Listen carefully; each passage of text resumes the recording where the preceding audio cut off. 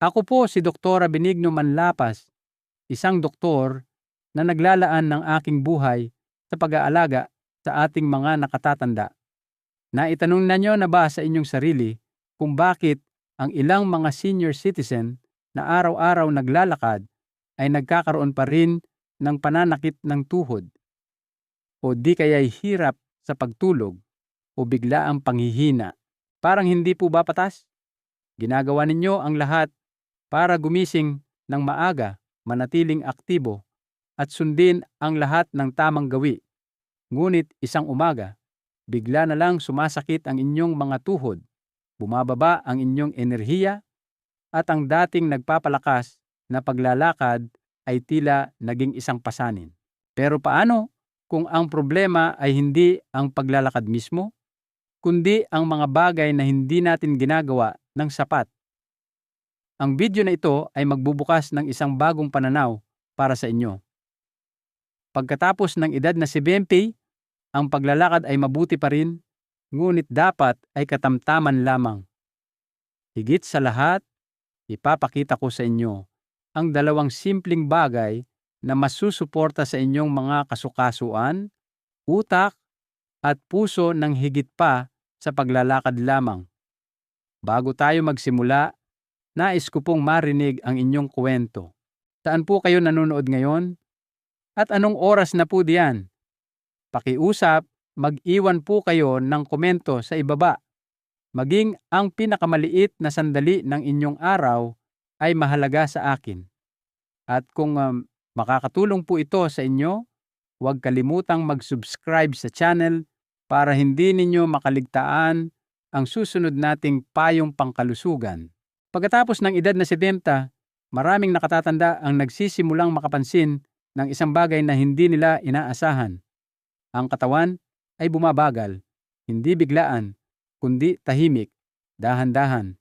At kung minsan ay nakakalito, gigising ka sa umaga at pakiramdam mo ay naninigas ang iyong mga tuhod. Uupo ka pagkatapos mananghalian at makakaramdam ka ng hindi pangkaraniwang pagod. Maging ang iyong paglalakad sa gabi na dati nakakapresko, ngayon ay nag-iiwan ng sakit sa iyong mga binti. Bakit ito nangyayari? Ang sagot ay nasa mga likas na pagbabago sa loob ng ating katawan. Habang tayo ay tumatanda, ang ating immune system ay unti-unting nawawala ng talas. Noong kabataan pa, mabilis nitong nilalabanan ang mga infeksyon. Mabilis na gumagaling sa maliliit na sugat at pinapanatiling dumadaloy ang enerhiya. Ngunit pagkatapos ng sibepali, bumabagal ang depensang ito. Mas matagal nang bumabangon ang katawan mula sa lagnat, sipon o hiwa. Ito ay dahil nababawasan ang bilang at lakas ng mga white blood cell at naaapektuhan nito ang ating buong sistema. Isa pang tahimik na pagbabago ang nangyayari sa mga buto at kasukasuan. Pagkatapos ng mga dekada ng paglalakad, pagbubuhat at pagkilos, ang cartilage sa ating mga kasukasuan ay nagsisimulang mapudpod. Iyon ang dahilan kung bakit madalas makaramdam ng sakit ang mga nakatatanda sa kanilang mga tuhod o balakang. Nagiging mahirap ang pag-akyat sa hagdanan. Ang pag-upo ng Indian seat o pagyuko ay nangangailangan ng mas maraming oras. Ito ay hindi kahinaan. Ito ay ang pagkasira na naipon sa paglipas ng panahon. Ngunit ang kalusugan ay hindi lamang tungkol sa katawan. Sa mga pamilyang Pilipino, ang mga nakatatanda ay nahaharap din sa emosyonal na pasanin na hindi maipakita ng anumang pagsusuri. Pagkatapos ng pagre-retiro, maraming senior ang nakakaramdam ng pag-iisa. Ang mga anak ay lumilipat sa malayo, nagbabago ang mga kapitbahay, at ang dating masiglang tahanan ay nagiging tahimik. Ang kalungkutang ito ay nakakaapekto sa puso, hindi lamang sa damdamin, kundi sa tunay na paraang medikal. Ipinapakita ngayon ng mga pag-aaral na ang pag-iisa ay nagpapataas ng panganib ng alta presyon, sakit sa puso, at maging ng pagkawala ng memorya. Bumagal din ang panunaw kapag ang isip ay puno ng mga hindi nasasabing saloobin. At nariyan din ang rutina. Maraming nakatatandang Pilipino ang sumusunod sa parehong simpleng pamumuhay araw-araw. Kape sa umaga, pagsisimba, paglalakad sa plaza, magaang tanghalian, panonood ng TV, at pagkatapos ay pagtulog. Bagamat nagdudulot ng kaginhawahan ang rutina, maaari rin nitong limitahan ang paglago ng pisikal at mental na aspeto. Kailangan ng katawan ng mga banayad na hamon upang manatiling malakas. Kailangan ng utak ng mga bagong karanasan upang manatiling alerto. Ang paggawa ng parehong bagay araw-araw ay maaaring dahan-dahang magbawas ng parehong enerhiya at kuryosidad. Ang problemang pinansyal ay nagdaragdag ng isa pang hindi nakikitang pasanin. Maraming nakatatanda ang lumalaktaw sa mga medical test para makatipid. Ang ilan ay umaasa sa mga halamang gamot, lumang reseta o payo mula sa iba. Ang mga painkiller ay iniinom ng walang pag-iingat.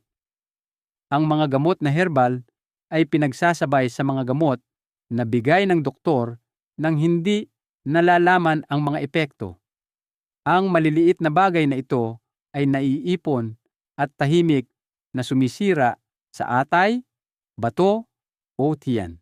Kaya kung ikaw o ang isang taong malapit sa iyo ay nakakaramdam ng panghihina o pagkalungkot kamakailan, alamin na hindi lamang ito dahil sa edad. Ito ay isang senyales mula sa katawan, isang paalala na huminto, umunawa, at dahan-dahang baguhin ang direksyon. Gamit ang tamang kaalaman, isang maliit na pagbabago sa rutina, at suporta mula sa mga mahal sa buhay, hindi pa huli ang lahat upang bumuti muli ang pakiramdam. Para sa maraming nakatatandang Pilipino, ang paglalakad sa umaga ay higit pa sa ehersisyo. Ito ay isang ritual, isang kaginhawahan, at isang oras para sa kapayapaan. Maging sa mga tahimik na kalsada ng isang subdivision, sa mga may lilim na landas ng isang parke tulad ng Luneta o sa isang kalsada sa probinsya pagsikat ng araw, ang paglalakad ay nag-aalok ng sandali ng sariwang hangin, gumagalaw na mga kaisipan at banayad na ritmo. At oo, sumasang-ayon ang agham. Ang regular na paglalakad ay may magagandang benepisyo para sa tumatandang katawan. Ipinaliliwanag ng mga doktor na sa panahon ng mabilis na paglalakad, unti-unting tumataas ang tibok ng puso na nagpapalakas sa mga kalamnan ng puso at nagpapabuti sa sirkulasyon ng dugo. Sa paglipas ng panahon, nakakatulong ito na bawasan ang alta presyon at nagpapabuti sa daloy ng oxygen sa bawat bahagi ng katawan. Para sa mga senior na nag-aalala tungkol sa sakit sa puso, stroke o pagkapagod, ang paglalakad ay nag-aalok ng isang natural at abot-kayang paraan upang mapanatili ang kalusugan ng puso. Kasabay nito, sinusuportahan ng paglalakad ang mga buto at kasukasuan na kadalasang nagiging marupok sa pagtanda. Hinihikayat ng banayad na paggalaw ang katawan na maglabas ng synovial fluid na siyang likido na nagpapanatiling madulas at flexible ang mga kasukasuan. Ang bigat sa mga buto habang naglalakad ay nag-uudyok sa mga ito na manatiling malakas, na tumutulong na mabawasan ang panganib ng osteoporosis, isang kondisyon na tahimik na dinaranas ng maraming Pilipinang kababaihan pagkatapos ng menopause. Ang paglalakad ay nagpapalakas din ng mga kalamnan sa binti, balakang, at ibabang likod na nagbibigay sa mga nakatatanda ng mas mahusay na balanse at katatagan sa mga pang-araw-araw na gawain. Ngunit hindi lang iyon. Kapag iginagalaw ng mga nakatatanda ang kanilang katawan, gumigising ang sistema ng panunaw. Itinataguyod ng paglalakad ang mas mahusay na gastrointestinal motility na nangangahulugang mas mahusay na gumagalaw ang pagkain sa sistema. Binabawasan nito ang mga karaniwang problema tulad ng kabag, paglaki ng tiyan, at hirap sa pagdumi na madalas na problema ng mga matatanda. Pinapalakas din nito ang metabolismo. Dahan-dahang tinutulungan ang katawan na mas mahusay na iproseso ang mga sustansya at mas epektibong pamahalaan ang mga antas ng asukal sa dugo. Ito ang dahilan kung bakit inirerekomenda ng maraming doktor ang paglalakad upang maiwasan o pamahalaan ang mga kondisyong nauugnay sa pamumuhay tulad ng type 2 diabetes, mataas na kolesterol, at labis na katabaan. Lahat ng ito ay lalong nagiging karaniwan sa mga tahanang Pilipino. Ang paglalakad ay nakakatulong sa pagsunog ng calories ng tuloy-tuloy nang hindi naglalagay ng labis na pilay sa puso o baga. Para sa mga taong higit sa 65, nag-aalok ito ng perpektong balanse sa pagitan ng aktibidad at kaligtasan. Marahil ang isa sa mga pinaka-napapabayaang benepisyo ng paglalakad ay kung paano ito nakakatulong sa pagtulog. Madalas magreklamo ang mga nakatatanda ng mababaw na tulog, paggising ng maraming beses sa gabi, o hindi pakiramdam na nakapagpahinga sa umaga. Ngunit ang pisikal na paggalaw sa araw, lalo na ang isang bagay na maindayog tulad ng paglalakad, ay tumutulong na ayusin ang internal clock ng katawan. Ito ay humahantong sa mas mahimbing na pagtulog, mas mabilis na pag-antok, at mas maraming enerhiya sa susunod na araw. Ang mas mahusay na pagtulog ay nagpapabuti rin ng memorya, emosyonal na balanse, at katatagan ng kalooban. Gayunpaman, habang malinaw na mabuti para sa kalusugan ang paglalakad, ang pagiging katamtaman ang susi, lalo na pagkatapos ng edad na 70. Maraming mga senior ang naniniwala sa ideya ng 10,000 hakbang. Iniisip na mas marami ay laging mas mabuti. Ngunit sa katotohanan, ang tibay, kondisyon ng kasukasuan, at medikal na kasaysayan ng bawat tao ay magkakaiba. Ang sobrang paglalakad, lalo na sa matigas na lupa o may maling sapin sa paa, ay maaaring magpalala ng sakit sa tuhod, pananakit ng likod, o maging sanhi ng pagkapagod na tumatagal buong araw.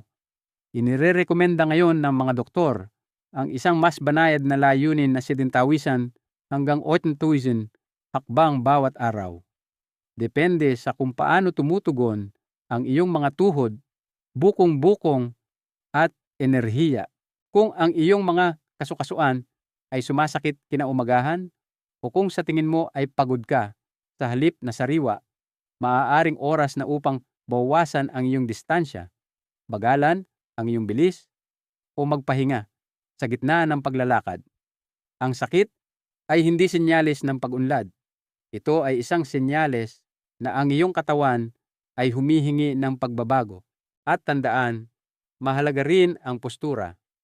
Panatilihing tuwid ang iyong likod, nakatingin sa harap, at ang mga braso ay natural na umuugoy sa iyong tagiliran.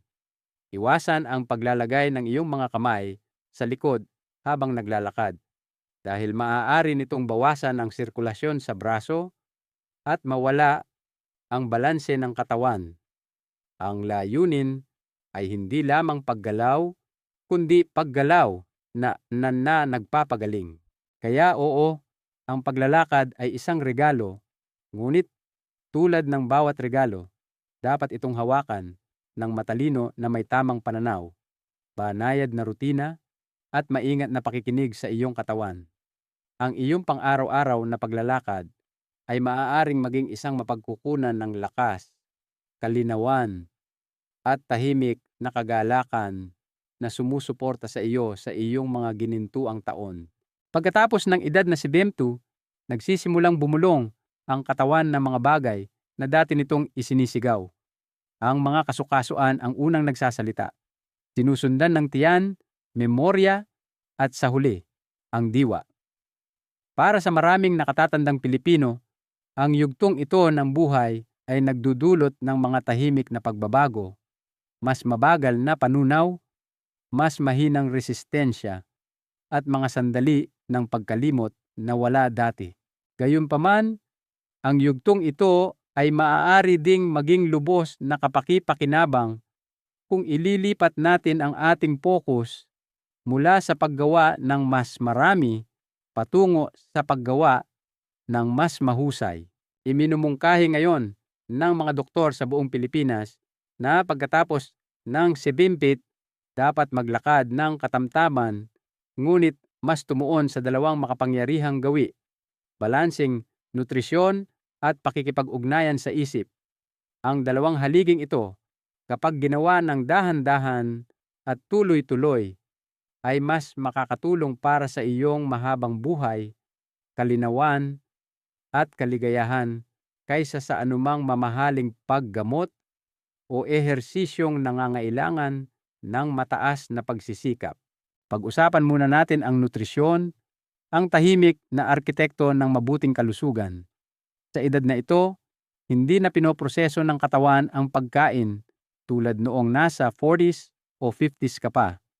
Bumagal ang panunaw, nagiging hindi gaanong mahusay ang pagsipsip ng sustansya, at natural na nababawasan ang kalamnan kung hindi mapapanatili. Ito ang dahilan kung bakit nagiging mahalaga ang dekalidad na protina. Ang isda, itlog, gatas, tokwa, at munggo ay hindi lamang masarap.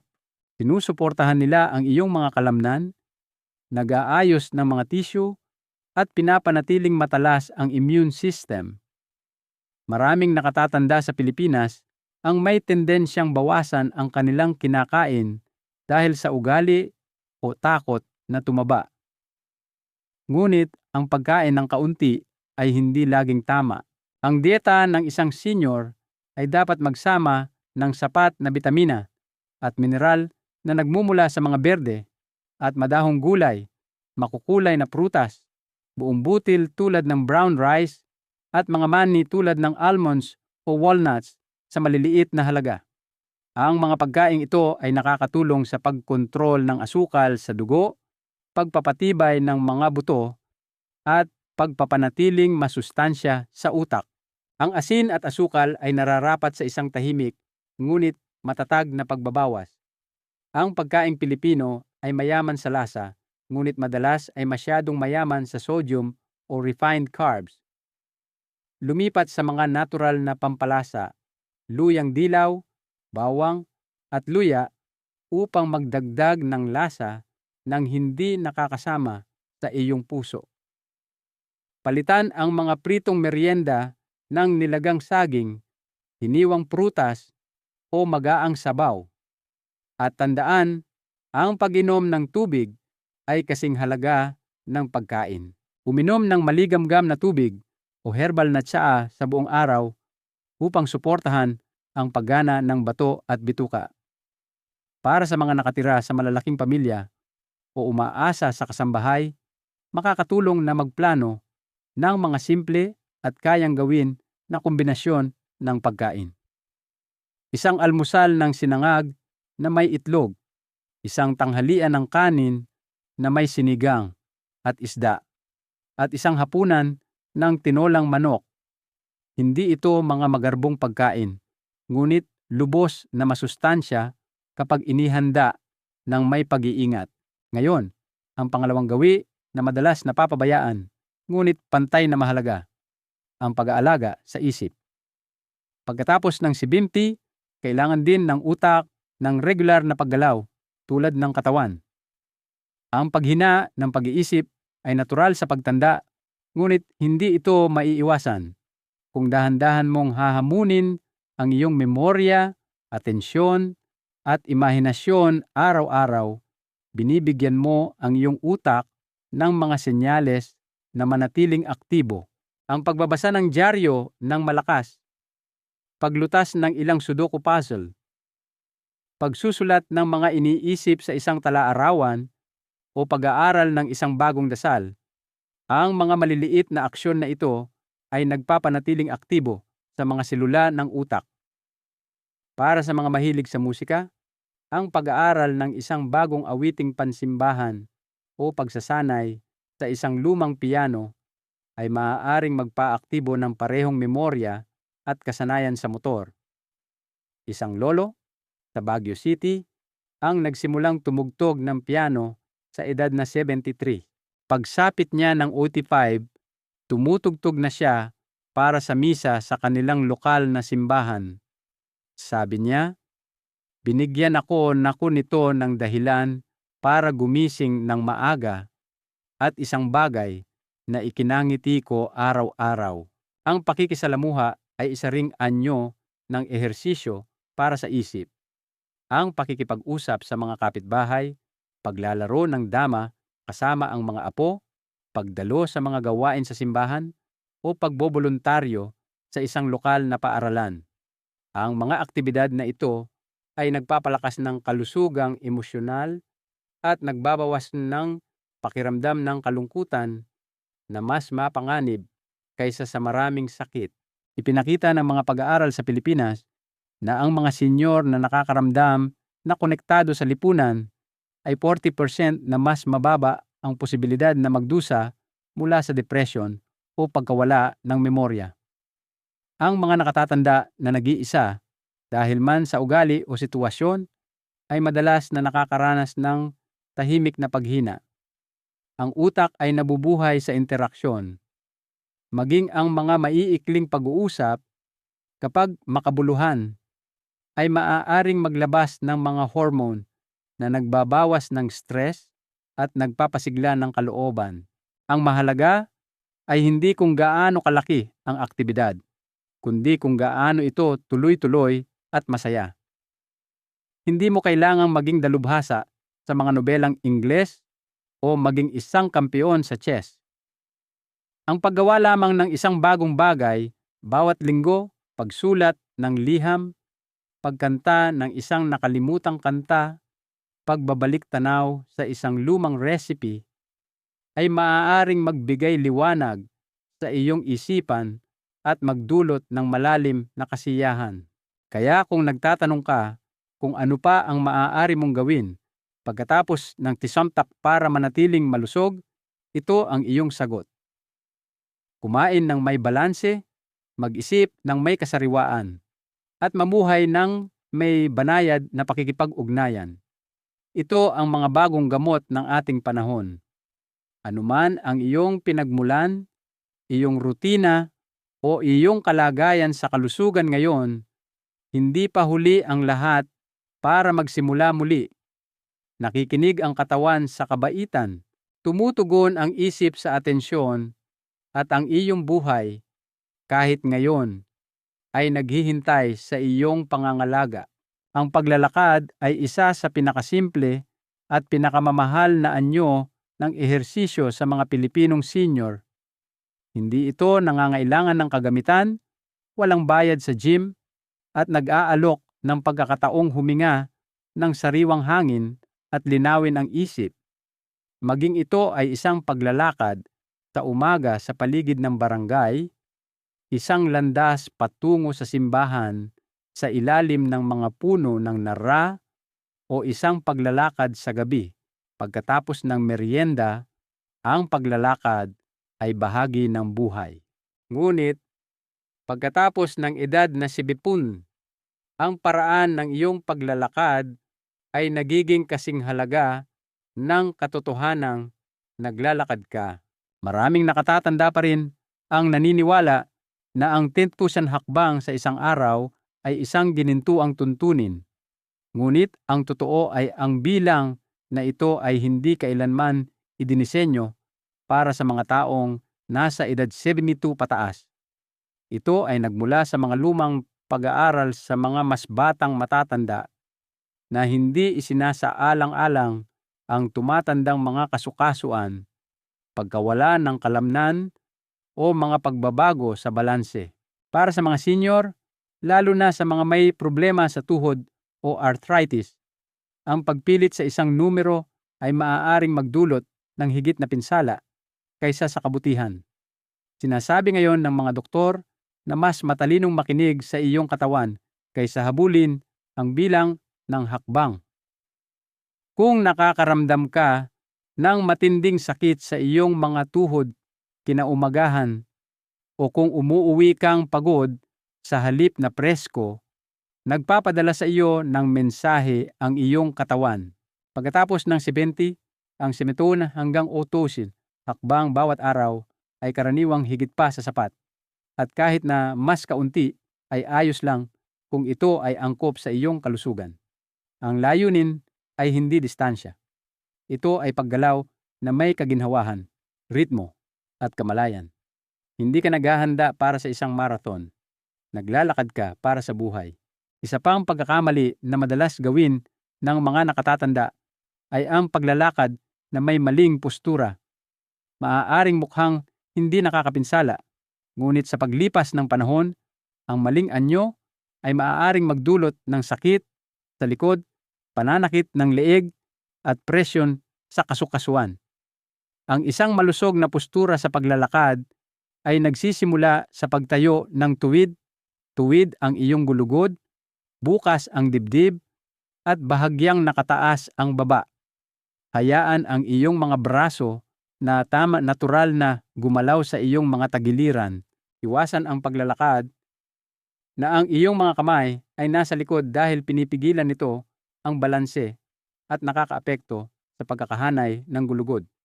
Gayon din, subukang huwag gumawa ng mahaba at mabibigat na hakbang na maaaring magdulot ng stress sa balakang at tuhod.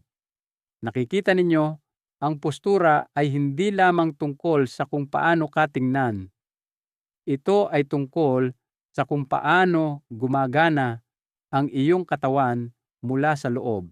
Kapag tuwid ang iyong gulugod at pantay ang iyong mga hakbang, mas bumubukas ang iyong mga baga, bumubuti ang iyong panunaw, at mas masaya ang iyong mga kasukasuan. Ang ikatlong karaniwang pagkakamali ay ang biglaang paghinto habang naglalakad.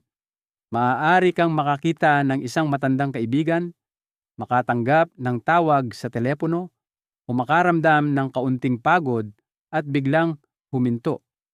Ngunit ang biglaang paghinto ay maaaring maging sanhi ng panandaliang pagbaba ng iyong presyon ng dugo na humahantong sa pagkahilo, pagduduwal, o kahit na pagkahulog. Lalo na para sa mga senior na may alta presyon o kondisyon sa puso. Ito ay mapanganib. Laging mas mabuting dahan-dahang bumagal bago huminto na nagbibigay ng oras sa iyong katawan upang mag-adjust. Isipin ito tulad ng pagpapabagal ng isang bisikleta. Hindi mo bigla ang pinipindot ang preno, dahan-dahan kang humihinto. Sa parehong paraan, pinahahalagahan ng iyong katawan ang isang banayad na paglipat. Kaya kung ang paglalakad ay bahagi ng iyong pang-araw-araw na buhay, na dapat naman, hayaan itong maging maingat din. Pagkatapos ng 70, ang paglalakad ay hindi tungkol sa bilis o mga hakbang. Ito ay tungkol sa balanse, kadalian, at koneksyon sa iyong katawan. At kapag ginawa ng matalino, ito ay nagiging hindi lamang isang ehersisyo, kundi isang pang-araw-araw na pagkilos ng paggalang sa sarili. Sa yugtong ito ng buhay, ang paghahambing ay nagiging isang tahimik na bitag. Maaari kang makakita ng isang taong kaedad mo na mas mabilis maglakad, mas marami ang nabubuhat, o tila mas malakas, ngunit ang kanilang paglalakbay ay hindi ang iyong paglalakbay. Bawat tao ay may natatanging katawan na hinubog ng kanilang sariling kasaysayan, mga gawi, at kalusugan. Iyon ang dahilan kung bakit ang pinakamahalagang bagay na maaari mong gawin ngayon ay makinig sa iyong katawan ng dahan-dahan at matiyaga. Sa ilang araw, maaaring hilingin ng iyong mga tuhod na magpahinga. Sa ibang araw, maaaring manabik ang iyong puso sa katahimikan o maaaring maghangad ang iyong isip ng bagong layunin. Hindi ito kahinaan. Ito ay karunungan. Kapag huminto tayo sa paghahambing at nagsimulang unawain ang ating sarili, nagsisimula ang tunay na paggaling. Ang mga doktor ay narito hindi para pigilan kayo sa paglalakad o malayang pamumuhay. Sila ay nandito para gabayan kayo na maglakad ng may kamalayan, gumalaw ng may pag-iingat, at mamuhay ng mas matalino, hindi mas mahirap. Ito ay tungkol sa pamumuhay ng maayos, hindi lamang sa pamumuhay ng matagal. Kapag pinagsama natin ang balanseng pagkain, maalalahaning paggalaw, at isang pag-iisip na puno ng pag-asa, maging ang pagtanda ay nagiging magaan at makabuluhan. Nawawala ang presyon, lumalambot ang takot. Ang natitira ay kalinawan at kapayapaan. Ang isang mahalagang aral na nais kong iwan sa inyo ay ito. Ang pagtanda ay hindi isang katapusan. Ito ay ang simula ng isang mas mabagal, mas malalim, at mas makabuluhang paglalakbay. Isang paglalakbay na karapat-dapat sa iyong buong presensya, pagmamahal, at pangangalaga. Bago po kayo umalis, nais ko pong marinig ang inyong saloobin. Sabihin ninyo sa akin sa mga komento, ano ang isang bagay na sinusubukang sabihin sa inyo ng inyong katawan kamakailan? Mag-usap tayo, magbahaginan, at sabay-sabay na lumago. At kung ang video na ito ay nagbigay sa inyo ng bagong kaalaman, mangyaring mag-subscribe po kayo upang hindi ninyo makaligtaan ang susunod na payong pangkalusugan na espesyal na ginawa para sa inyo. At kung maaari po, ibahagi ninyo ito sa inyong mga kaibigan at mahal sa buhay na maaaring makinabang din dito.